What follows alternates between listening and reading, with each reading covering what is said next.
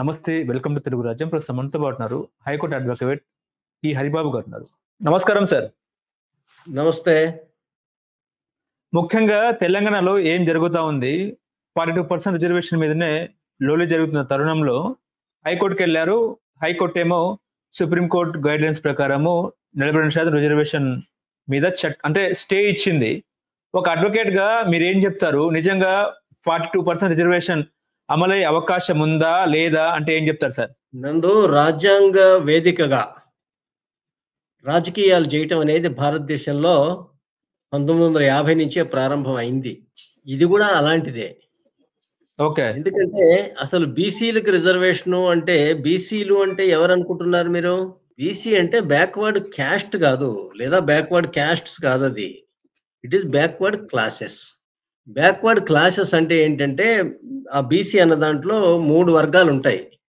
Scheduled castes ఒక group, scheduled tribes ఒక group, తర్వాత మిగిలిన కులాలలో రిజర్వేషన్స్ ఉన్న కులాలు మరొక గ్రూపు. ఈ 3 గ్రూపులను కలిపి బ్యాక్వర్డ్ క్లాసెస్ అంటారు, బ్యాక్వర్డ్ క్లాసెస్ అంటారు. షెడ్యూల్డ్ కాస్ట్, షెడ్యూల్డ్ ట్రైబ్స్ కి చట్టసభల్లో రిజర్వేషన్స్ ఉన్నాయి. 330, 332 ఆర్టికల్స్ కింద. అవి 334 ఆర్టికల్ ప్రకారంగా 20 సంవత్సరాల కోసం అని ఇచ్చారు. ప్రతి 10 సంవత్సరాలకు ఒకసారి పెంచుకుంటూ పోతూ ఉన్నారు. అది ఇప్పుడు అట్లా 2030 వరకు పెంచబడింది. ఇది చట్టసభల్లో రిజర్వేషన్స్ ఉన్నాయి. ఉద్యోగాల్లో వచ్చేసరికి ఏంటి రిజర్వేషన్స్ ఎవరికి ఉన్నాయి అంటేనేమో షెడ్యూల్డ్ క్యాస్ట్స్ ఉన్నాయి, షెడ్యూల్డ్ ట్రైబ్స్ ఉన్నాయి. అట్లాగే ఏంటంటే ప్రభుత్వ ఉద్యోగాలలో తగినంత ప్రాతినిధ్యం పొందని వాళ్ళందరికి కూడా రిజర్వేషన్స్ ఉన్నాయి. ఈ ముగ్గురిని కలిపి ఏంటంటే బ్యాక్వర్డ్ క్లాసెస్ అంటారు. అందువల్ల బ్యాక్వర్డ్ క్లాసెస్ అనేది భారతదేశంలో 56, 57% కాదు, 85% ఉంటారు నిజానికి. అట్లాగే బీసీలు అంటే అర్థం ఏంటంటే బ్యాక్వర్డ్ క్లాసెస్ అంటే అర్థం ఏంటంటే ఉద్యోగాల్లో రిజర్వేషన్ పొందిన ఇతర కులాలు, షెడ్యూల్డ్ కాస్ట్, షెడ్యూల్డ్ ట్రైబ్స్ ముగ్గురిని కలిపి బ్యాక్వర్డ్ క్లాసెస్ అనాలి. అంతేనా తప్పితే బ్యాక్వర్డ్ క్యాస్ట్స్ అన్న పదము భారత రాజ్యాంగంలో లేదు. కమ్మరిని కమ్మరి అనాలి, కుమ్మరి అనాలి, చాకలి అనాలి, మంగలి అనాలి తప్పితే వాళ్ళని బ్యాక్వర్డ్ క్యాస్ట్ అనకూడదు. అందువల్ల బ్యాక్వర్డ్ క్యాస్ట్ అంటే ఈ కాపులు, యాదవులు, గౌడులు, కమ్మరి, కుమ్మరి వీళ్ళు కాదు. ఏ కులాన్నైనా మనం బ్యాక్వర్డ్ క్యాస్ట్ అని పిలిస్తే అది ఒక తిట్టే, చాలా అవమానకరమైనటువంటి వర్డ్ అది. బ్యాక్వర్డ్ క్యాస్ట్ అని అనటం. ఏ కులాన్ని కూడా బ్యాక్వర్డ్ క్యాస్ట్ అనకూడదు. ఏ కులం ఆ కులం పేరుతోనే పిలువబడాలి. వాళ్ళు బ్యాక్వర్డ్ క్లాసెస్ లిస్ట్ లో ఉంటారు. ఎప్పుడు ప్రభుత్వ ఉద్యోగాల్లో తగినంత ప్రాతినిధ్యం పొందకపోతే వాళ్ళు బ్యాక్వర్డ్ క్లాసెస్ లిస్ట్ లో ఉంటారు. అందువల్ల ఎందుకు అట్లా అంటేనేమో బ్యాక్వర్డ్ క్లాసెస్ కి, బ్యాక్వర్డ్ క్యాస్ట్ కి మాకు ఉద్యోగం ఇయ్యరా అని అడుగుతున్నారు. నిజంగా వీళ్ళని ఎవరినైనా నువ్వు వెనకబడ్డ కులానివి అంటే వీళ్ళు చెంపబగల కొడతారు, ఊరుకోరు. ఎవడరా వెనకబడ్డది అని. కానీ ఇదేదో రాజకీయ లబ్ధి జరిగే అవకాశం ఉంది అని భావించి ఆ మాట పడటానికి కూడా సిద్ధపడుతున్నారు. కానీ వాస్తవానికి అది కరెక్ట్ కాదు. తర్వాత ఏంటంటే ఇవాళ మీకు షెడ్యూల్డ్ కాస్ట్స్ అన్నారు. షెడ్యూల్డ్ కాస్ట్ అనేది ఒక కులం కాదు. అందువల్ల షెడ్యూల్డ్ క్యాస్ట్స్ అనాలి, చివరిన ఎస్ చేర్చాలి, ప్లూరల్. ఎందుకనంటే అందులో అనేక కులాలు ఉంటాయి. మాల, మాదిగ, ఎరుకల, యానాది, డక్కలి వగైరా కొన్ని పేర్లలో నేను తప్పు చెప్పొచ్చు, కానీ అనేక కులాలు ఉంటాయి అందులో. అట్లాగే షెడ్యూల్డ్ ట్రైబ్స్ అంటే కూడా అందులోనే కోయ, నాయకపు, లంబాడ, కొండరెడ్లు, చెంచులు, గోండ్లు ఇట్లా అనేక మంది ఉంటారు, కొండరెడ్లు. అట్లాగే ఇవాళ మీకు అదర్ క్యాస్ట్ ఉద్యోగాలు పొందబడిన వాళ్ళు ప్రభుత్వ ఉద్యోగాల్లో తగినంత ప్రాతినిధ్యం పొందకపోతే ఆ కులాలను బ్యాక్వర్డ్ క్లాసెస్. వీటిల్లో కులం పేరుతో రిజర్వేషన్ ఇవ్వాలి తప్పితే కులాల గ్రూప్ పేరుతో కాదు. అది ఒక పొరపాటు జరిగింది. అయితే ఎస్సీ, ఎస్టీ, బీసీలకి రిజర్వేషన్స్ ఎక్కడ ఉదహరించబడ్డాయంటే ఇవాళ చాలా మంది ఎస్సీ, ఎస్టీలు భావిస్తున్నట్లుగా అవి అంబేద్కర్ గారు ఇవ్వలే. అంబేద్కర్ చట్టసభల్లో 330, 332 కింద 20 సంవత్సరాల కోసం అని మాత్రమే పెట్టాడు. అంతేగాని గ్రామ సభల్లో ఇవ్వలే, పంచాయతీరాజ్ వ్యవస్థలో.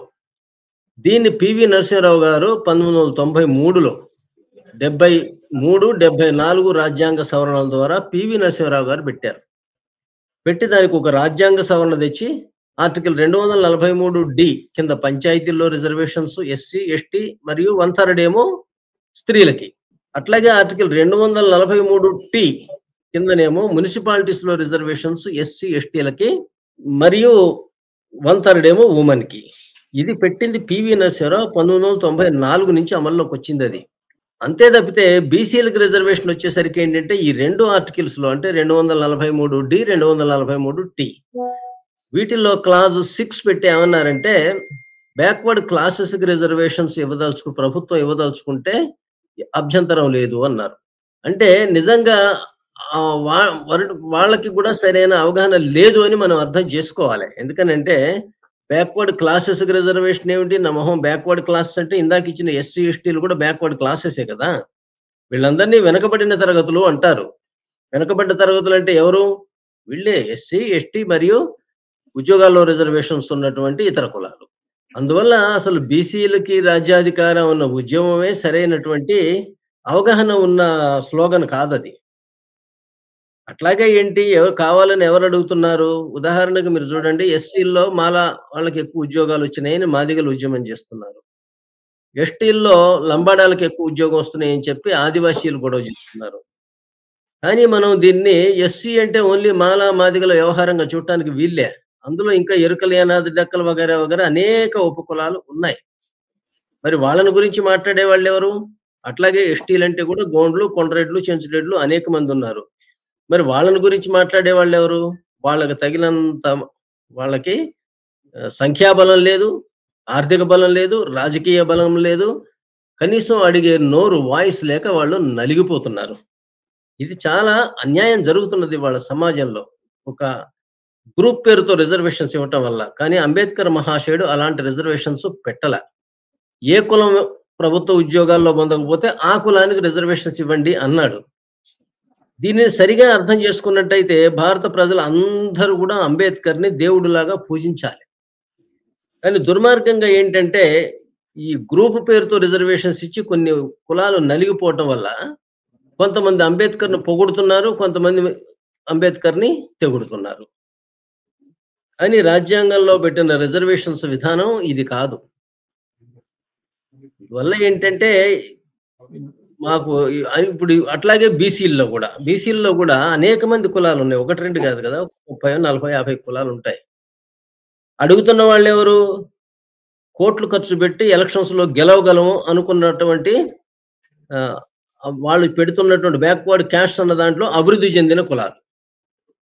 ఉదాహరణకి కాపులు, గౌడ్లు, యాదవులు. వాళ్ళు టికెట్ ఇచ్చినా కోట్ల రూపాయలు ఖర్చు పెట్టి వాళ్ళు ఎన్నికలు పోరాడగలరు. కానీ కమ్మరి, కుమ్మరి, చాకలి గతేమిటి? కంసాలి వాళ్ళు టికెట్ ఇచ్చినా కూడా గెలవలేరు. అందువల్ల ఏంటంటే ఈ గ్రూప్ పేరుతో మాకివ్వండి అని కొద్ది కులాలు పోరాటం చేయటం అనేది వాళ్ళ స్వార్థం కోసం జరిగే పోరాటం తప్పితే అది న్యాయబద్ధమైన పోరాటం కాదు. ఒకళ్ళు ఇచ్చినా కూడా నిజంగా రిజర్వేషన్స్ ఇచ్చినా కూడా ఎవరు తింటారవి? ఈ కోట్ల రూపాయలు ఖర్చు పెట్టి పోటీ చేయగలిగినటువంటి కాపులు, యాదవులు, గౌడ్స్ ఇలా ఏదో ఇంకా ఇతర కులాలు ఏదో కొద్దిగా ఉంటే ఉండొచ్చు. కానీ మిగిలిన బ్యాక్వర్డ్ క్యాస్ట్ కి ఆ రకమైన న్యాయం ఏం జరగదది. ఓన్లీ కులపరంగా అయినా మీరేమిటి? మీకు ఉద్యోగాల్లో రిజర్వేషన్ ఎందుకు కల్పించారు? మీరు బలహీన వర్గాలు, లేకపోతే సరైన బ్రతుకు తెరువు లేదు, ఉపాధి కోసం కల్పించారు. జీవనోపాధి. మీరు బలహీనులు అని జీవనోపాధి కల్పిస్తే అదే బేసిస్ మీద మాకు రాజ్యాధికారం ఇవ్వండి అంటాం ఏంటి? రాజుగారు నేను అడగకుండానే చెప్పులు ఇచ్చాడు, అడిగితే గుర్రం ఈడా అన్నట్టుంది. మీకు ఉద్యోగాల్లో రిజర్వేషన్ ఇచ్చింది ఎందుకు? బలహీనులు పాపం బ్రతుకు తెరువు అవసరం అని ఇచ్చారు. కానీ ఇప్పుడు మీరేమంటున్నారు? అదే బేసిస్ మీద మాకు రాజ్యాధికారం కూడా ఇరాదని అంటున్నారు. అంటే ఇతర కులాల మీద పెత్తనం చేసే అధికారం కావాలని మీరు కోరుతున్నారు. ఇది న్యాయబద్ధమైన కోరిక కాదు. దీన్ని ఇస్తే ఏమవుతుందంటే ఒక నియోజకవర్గంలో ఒక కాపుక, యాదవ్‌క, గౌడ్‌క రిజర్వేషన్ చేస్తే ఆ నియోజకవర్గంలో ఉన్న ప్రజలు లేదా ఆ గ్రామ పరిధిలో ఉన్న ప్రజలు వాళ్ళకి తగిన నాయకుడిని ఎన్నుకునే అవకాశాన్ని కోల్పోతారు. ఇది ప్రజాస్వామ్య స్ఫూర్తికే విరుద్ధం. అట్లాగే సమసమాజం అన్న స్ఫూర్తికే మరీ విరుద్ధం. ఎందుకంటే భారత రాజ్యాంగంలో మనం జస్టిస్, లిబర్టీ, ఈక్వాలిటీ అని రాసుకున్నాం. ఈక్వాలిటీ ఎందులో? ఆర్టికల్ 14 ఏమో చట్టం ముందు సమానం అని చెబుతుంది. ఆర్టికల్ 15 ఏమో హోదాలో సమానం అని చెబుతుంది. ఆర్టికల్ 16 ఏమో ప్రభుత్వ ఉద్యోగాల్లో సమానం అని చెబుతుంది. సమానం అని ఇంతగా మనం రాసుకున్నాం మనం, వాళ్ళు ఎక్కువ సమానం, వీడు తక్కువ సమానం అని ఇలా రాసుకుంటూ సమాజాన్ని మనం విభజించి ముక్కలు, ముక్కలు, ముక్కలు చేసుకుంటూ పోతూ ఉంటే, సమాజంలో చెప్పబడినటువంటి సమైక్యత అనే మాట గాని, లేకపోతే సౌభ్రాతృత్వము, ఫ్రెటర్నిటీ అనే మాట గాని, లేదా యూనిటీ అంటే సమైక్యత అన్న మాట గాని సఫలం అవ్వటం అసాధ్యం.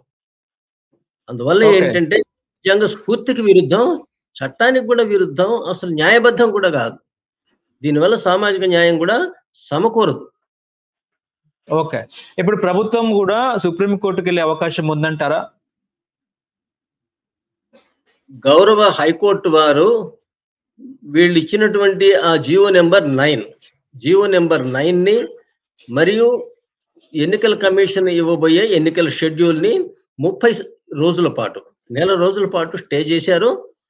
తరువాత కౌంటర్ వేయటానికి గవర్నమెంట్‌కి మరొక్క 15 రోజులు టైం ఇచ్చారు. అంటే ఈ 45 రోజుల పాటు కంపల్సరీగా ఈ యథాతథ స్థితి కొనసాగుతుంది. 45 రోజుల తర్వాత ప్రభుత్వం వాళ్ళు కౌంటర్ వేయాలి. అట్లాగే ఈ పిటిషనర్స్ గనుక వేయదలుచుకుంటే ఆ కౌంటర్‌కి వీళ్ళు రిప్లై కూడా వేయాలి. తర్వాత దాని మీద వాదోపవాదాలు జరగాలి. అప్పుడు తీర్పు రావడం జరుగుతుంది. ఇది కొద్ది నెలల నుంచి సంవత్సరాలు కూడా పట్టే అవకాశం ఉంది. ఓకే. అందువల్ల ఇక్కడ జడ్జిమెంట్ పూర్తయితే అప్పుడు సుప్రీం కోర్ట్‌కి. అప్పటిదాకా సుప్రీం కోర్ట్‌కి పోవటానికి ఉండదు. Thank you sir. Hello, Telugu రాజ్యం ఛానల్ చూస్తున్నారా? సామాజిక, రాజకీయ, జీవన చిత్రణే తెలుగు రాజ్యం. అతిశయోక్తులు, అసత్యాలు ఉండవు. రాజకీయ కోణం కాదు, ప్రజా కోణమే కొలబద్ద. తెలుగు రాజ్యం వీక్షణ మీ ఉత్తమ అభిరుచికి నిదర్శనం.